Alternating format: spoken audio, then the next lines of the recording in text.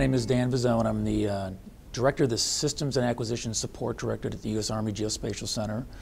And my job is to help implement GIS technology across all Army programs. So with the degree in geography and understanding GIS, I actually understand the importance of using that as a fundamental foundation to enable all Army programs, because everything has a spatial and temporal aspect. So some of the examples of successes we have with GIS is, I think, getting programs to understand, so Army programs to understand the value of GIS.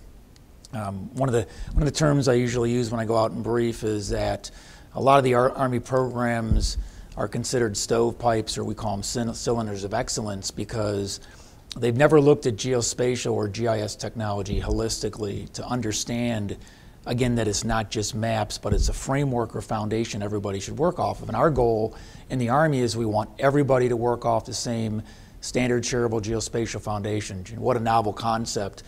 Everybody fighting off, or everybody working off the same maps for a common operational picture.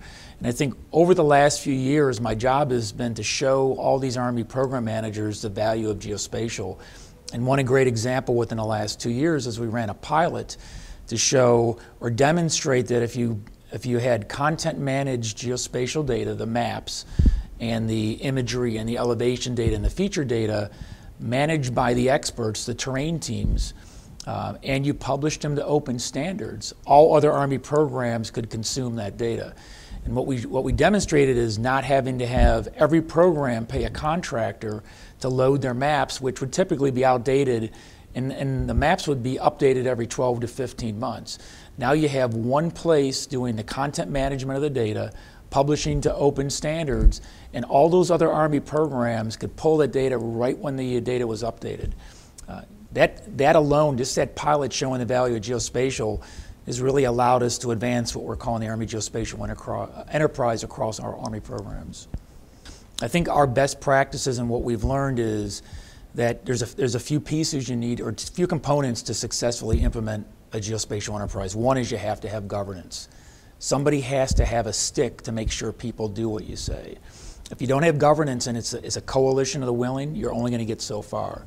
Second is you need to build to open standards, data models, so that anything you plug in doesn't become a proprietary stovepipe. And then the third piece, which is what my directorate has helped the Army do over the last few years, is get people, domain experts that know the technology, to help you optimize the implementation of the technology.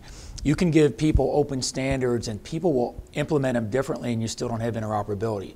And if the goal in the Army is to share geospatial data for a standard shareable geospatial foundation across all Army programs, and you don't have interoperability, you failed. And if you can get an organization or group to help ensure that the right standards are being used, the right technology is being used, and it's being implemented the correct way, you're going to achieve that interoperability.